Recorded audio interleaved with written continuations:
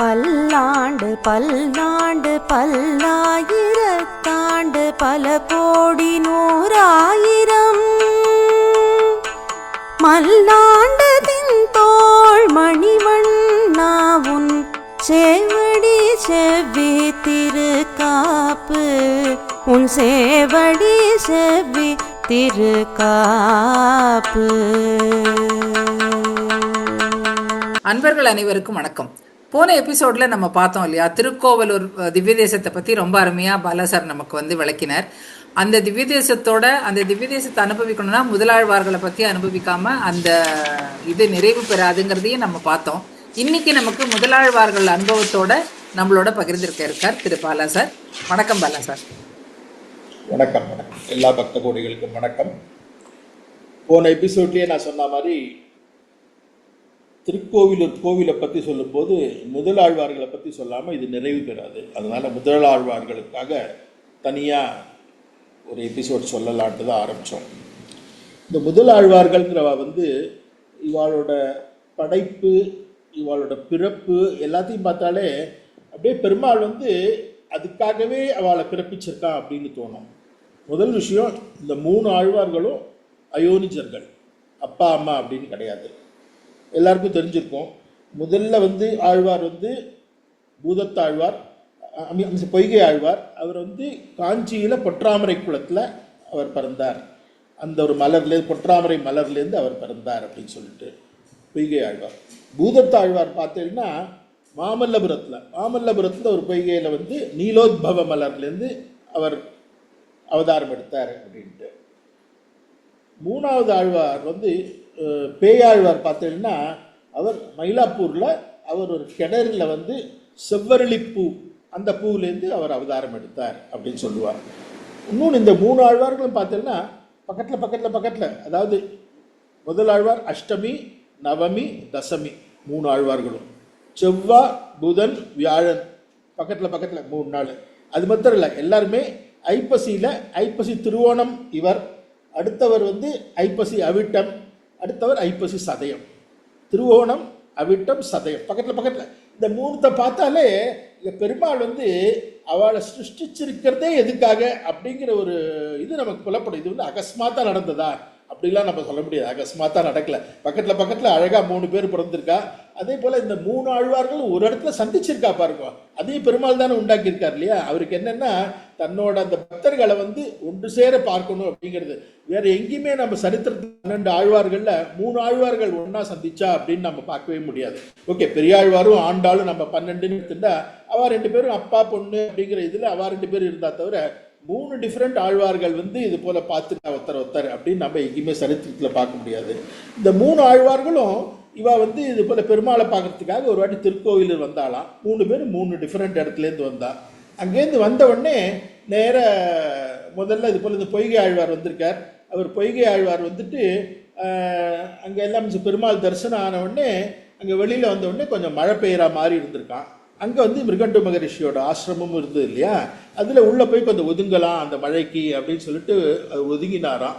அது இடைகழி அப்படின்பா. இடைகழி அப்படின்னா உள்ளுக்கும் இல்லாமல் வெளியிலையும் இல்லாமல் உள்ள வாயிலில் போன உடனே ஒரு இடம், ரேகலீசன் அப்படின்பா. அதனால தான் இவரை.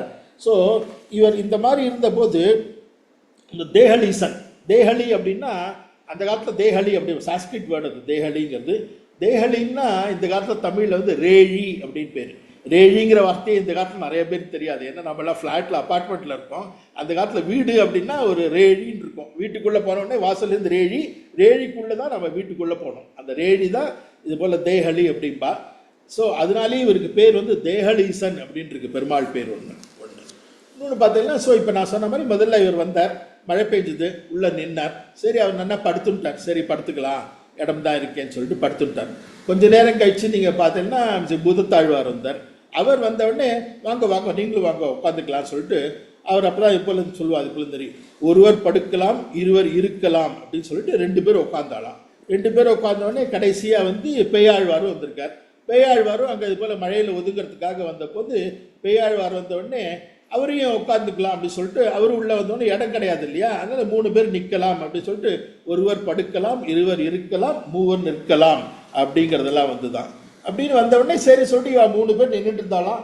இவன் 3 பேர் அருமையாக பெருமாளோட அந்த குணத்தை பற்றி இவன் 3 பேர் சந்திச்சா என்ன பேசிட்டு இருப்பா? நம்மளை போல சினிமாவெல்லாம் பற்றி பேசிட்டு இருப்பாளா? இல்லை, இவன் 3 பேர் வந்து அப்படியே போல் பெருமாளோட குணங்களை பற்றியும் அதெல்லாம் பற்றி அனுபவிச்சு தன்னோட அனுபவங்களை பற்றி இவன் பேசிட்டு இருந்தாலாம். அங்கே பெருமாளுக்கு அங்கே தானே வரணும் இல்லையா, அவன் அதுக்காக தானே இருந்தான்.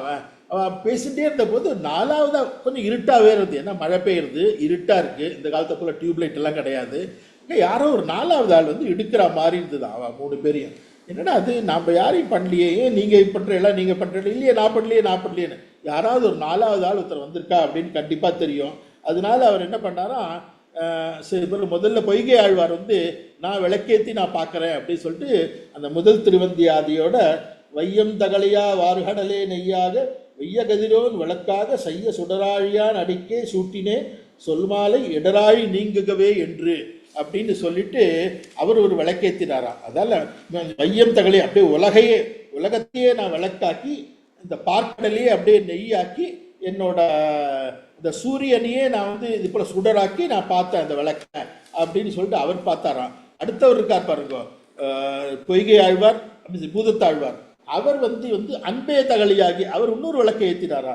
அவர் வந்து அன்பே தகலியா ஆர்வமே நெய்யாக அப்படின்னு சொல்லிட்டு அன்பையே வந்து நான் வந்து ஒரு அகலாக பண்ணி அதில் ஆர்வத்தையே நெய்யாக்கி நான் விளக்கேற்றினேன்னு சொல்லிட்டு அவர் விளக்கேற்றினாராம். இவா 2 பேரும் விளக்கேற்றின உடனே 3வது ஆழ்வார் இருக்கார் பாருங்க, பேயாழ்வார்.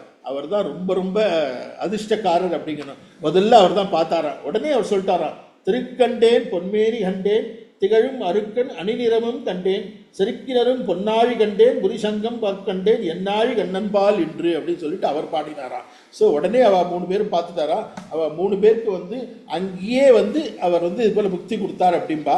இந்த இடத்துல தான் நீங்கள் வந்து ரொம்ப அருமையாக இருக்கும். அதாவது இவரோட முதல் திருவந்தாதியிலேருந்து ஒவ்வொரு பாட்டையும் ஒரே ஒரு பாட்டு மாத்திரம் எனக்கு அது பாடணும்னு சொல்லிட்டு ரொம்ப ஆசையாக இருக்குது. அவள் இந்த கோஷ்டி சொல்கிறாப்புல, நீயும் திருமகளும் நின்றாயால் குன்றெடுத்த பாயும் பணிமறைத்த பண்பாளா வாயில் கடைகழியா உள்புகா காமர பூங்கோவல் இடைகழியே பற்றி நீ.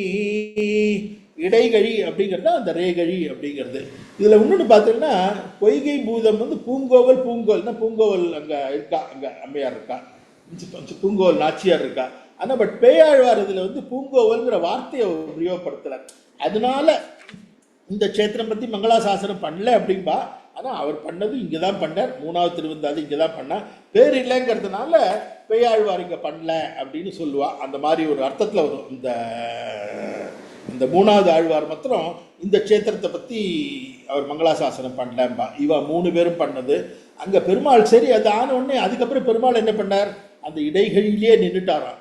ஏன்னா அவருக்கு வந்து தன்னோட பக்தாளோட அப்படியே ஸ்பரிசம் வேணும், அவளோட உடம்பு ஸ்பரிசம் வேணும், அவளை இடிச்சுட்டு இருக்கணும், அவளோடையே எப்பயும் சேர்ந்துருக்கணும். எங்கே பக்தர் கூட்டம் இருக்கோ அந்த இடத்தையே இடிச்சு. அதாவது ஒன்று சொல்லுவாள், நாம் யாராவது ஒரு செலிப்ரிட்டியோ இல்லாட்டி ஒரு கிரிக்கெட் பிளேயரையோ இல்லை சினிமா ஆக்டரையோ பார்த்துட்டா அவளை கை கொடுத்துட்டோன்னா அப்புறம் கை அலம்பவே தோணாது. ஐயோ நம்ம கையை அவள் பிடிச்சிட்டா இல்லையா, இந்த கையை ஏன் அலம்பணுங்கிற மாதிரி. அதை போல் பெருமாள் வந்து அவள் மேலே இடிச்சுட்டு நின்னார் இல்லையா, அதனால அந்த இடத்த விட்டு போகவே இல்லையா. அதனால என்ன சொல்லுவாங்கன்னா, திருக்கோவிலூரில் அங்கே இருக்கிற சந்நிதி வந்து வேற ஒன்றும் இல்லை, இந்த மிருகண்டு முனிவரோட இடைகழி இருக்கு பாருங்க, அந்த இடம் தான் சந்நிதி, அந்த இடம் தான் கர்ப்பகிரகம்.